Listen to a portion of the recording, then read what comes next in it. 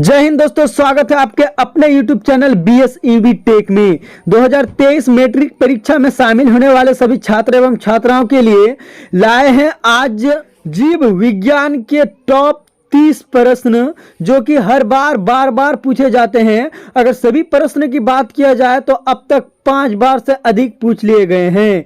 दोस्तों, अगर आप मेरे चैनल पे नया हैं तो सब्सक्राइब कीजिए, बेल आइकन को प्रेस कीजिए ताकि इस तरह का जितने भी वीडियो बने सबसे पहले पहुंचे आप तक। तो चलिए दोस्तों, वीडियो को स्टार्ट करते हैं। सबसे पहला क्वेश्चन है, डीएनए का विस्तृत नाम लिखें। तो दोस्तों, डीएनए का विस्तृत नाम जो है डीऑक्सी राइबो न्यूक्लिक एसिड है। चलिए दोस्तों, अगले प्रश्न को देखते हैं हम लोग।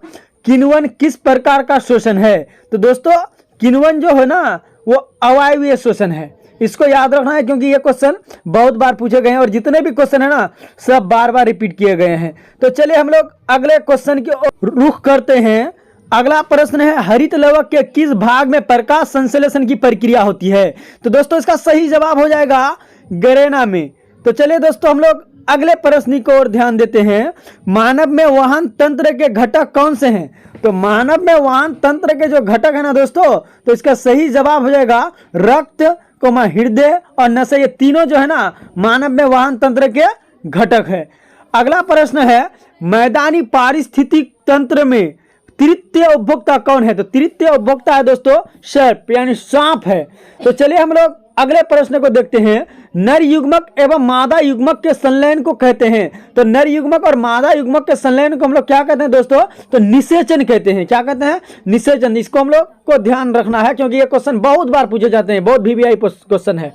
मानव हृदय का औसत परकुंचन दाब है लगभग। तो कितना औसत परकुंचन दाब है इसको हम लोग को याद रखना है, ये क्योंकि हमारे दैनिक जीवन से जुड़े हुए हैं। तो इसका राइट आंसर हो जाएगा 120 mmHg। तो चलिए अगले प्रश्न को देखते हैं। किसके द्वारा अमीबा में भोजन का अंतःग्रहण होता है? तो कुटपाद द्वारा दोस्तों अमीबा में भोजन का अंतःग्रहण होता है। तो चलिए हम लोग अगले प्रश्न को देखते हैं। डेंगू उत्पन्न करने वाला मच्छर किस तरह का जल में रहते हैं? तो डेंगू उत्पन्न करने वाले मच्छर जो दोस्तों रहते हैं तो वो गंदा जल में रहते हैं। इसको याद रखना है क्योंकि ये क्वेश्चन जो है ना सोशल साइंस का भी क्वेश्चन है, इसको याद रखना है। तो चलिए अगले प्रश्न को हम लोग देखते हैं। शोषण का मध्यवर्ती पदार्थ क्या है? तो शोषण का मध्यवर्ती पदार्थ है दोस्तों लैक्टिक अम्ल। इसको याद रखना है आप लोग को क्योंकि ये बहुत बार पूछ चुके हैं अब तक। चलिए अगले क्वेश्चन को देखते हैं। मनुष्य में चीनी के पाचन में कौन हार्मोन सहायक है? तो मनुष्य के चीनी के पाचन में दोस्तों इंसुलिन पाचक है। कौन है? इंसुलिन हार्मोन जो है सहायक है। तो चलिए हम लोग अगले प्रश्न की ओर रुख करते हैं।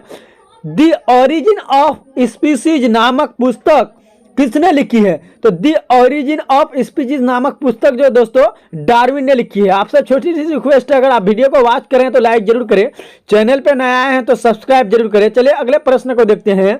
मनुष्य की कोशिका में गुणसूत्र की संख्या क्या है? तो मनुष्य की कोशिका में गुणसूत्र की संख्या दोस्तों 46 यानी 46 होते हैं। ये क्वेश्चन बहुत बार आते हैं और इस बार आएंगे। अनुवांशिक के जनक कौन है? तो दोस्तों इसको याद रखना, ये भी बहुत बार आ चुके हैं एग्जाम में। इसका जो अनुवांशिक के जनक है दोस्तों मेंडल। इसको ध्यान देना है आप लोग को क्योंकि बहुत बार पूछ चुके हैं अब तक। फूल में नर प्रजनन अंग होता है। तो फूल में नर प्रजनन अंग कौन होता है दोस्तों? इसको तो आप लोग को पता होना चाहिए, यह है पुंकेसर। कौन है? पुंकेसर। तो चलिए हम लोग अगले प्रश्न को देखते हैं। और अंडाणु निषेचित होता है। तो अंडाणु कहां पे निषेचित होता है दोस्तों? तो फेलोपियन नलिका में निषेचित होता है। कहां पे निषेचित होता है? तो फेलोपियन नलिका में निषेचित होता है। यह क्वेश्चन बहुत इंपॉर्टेंट है। चलिए अगले क्वेश्चन को देखते हैं। निम्न में से कौन एक उभयलिंगी जंतु है? तो उभयलिंगी जंतु दोस्तों कौन है? केचुआ जो है उभयलिंगी जंतु है। और ये जितने भी प्रश्न को बताए जाते हैं बहुत बार आ चुके हैं, इसलिए आप लोग इसको रट लीजिए, कहीं ना कहीं आपके एग्जाम के लिए बहुत ही लाभदायक होगा। निम्न में से कौन एक भूमिगत जल का उदाहरण है? तो कुआं जो है दोस्तों भूमिगत जल का उदाहरण है। इसको याद रखना है आपको। चलिए हम लोग अगले प्रश्न को देखते हैं। भोजन का पचना किस प्रकार की अभिक्रिया है? तो भोजन का पचना तो दोस्तों अभिक्रिया है उपचयन अभिक्रिया है। किस प्रकार की अभिक्रिया है? तो उपचयन अभिक्रिया है। तो चलिए हम लोग अगले प्रश्न को रुख को करते हैं। दो तांत्रिक कोशिका के मध्य खाली स्थान को कहते हैं। तो दो तांत्रिक मध्य खाली स्थान को कहते हैं दोस्तों सिनेप्स कहते हैं। क्या कहते हैं? तो सिनेप्स कहते हैं। इसको याद रखना है आप लोग को। चलिए अगले प्रश्न को देखते हैं। हरे पौधे में किस घटक के अभाव में प्रकाश संश्लेषण संभव नहीं है? तो किस घटक के अभाव में प्रकाश संश्लेषण संभव नहीं है? पर्णहरित के अभाव में दोस्तों प्रकाश संश्लेषण संभव नहीं है। तो चलिए हम लोग अगले प्रश्न को देखते हैं। निम्नांकित में से किसे आप उपभोक्ता की श्रेणी में रखेंगे? तो हम लोग उपभोक्ता की श्रेणी में किसे हम लोग रखेंगे? तो जंगली जानवर को दोस्तों उपभोक्ता की श्रेणी में हम लोग रखेंगे। तो चलिए फिर हम लोग अगले प्रश्न को देखते हैं।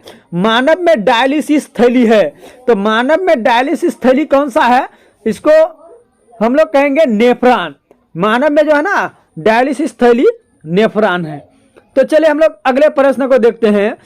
पुष्पी पौधे में लैंगिक जनन किसके द्वारा होता है? तो पुष्पी पौधे में लैंगिक जनन जो होता है दोस्तों फूलों द्वारा होता है। इसको आप लोग को याद रखना है। चलिए अगले प्रश्न को देखते हैं। निम्न में से कौन एक जैविक प्रक्रम द्वारा अपघटित होने वाला पदार्थ है? तो जैविक प्रक्रम द्वारा अपघटित होने वाला पदार्थ है दोस्तों सूखे घास के पत्ते। सूखे घास के पत्ते जो है ना जैविक प्रक्रम द्वारा अपघटित होने वाला पदार्थ है। अगला क्वेश्चन है। कवक में पोषण की कौन सी विधि है? तो कवक में पोषण की मृत जीवी पोषण है।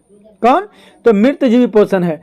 तो चलिए हम लोग अगले क्वेश्चन की ओर रुख करते हैं। जीन शब्द किसने प्रस्तुत किया?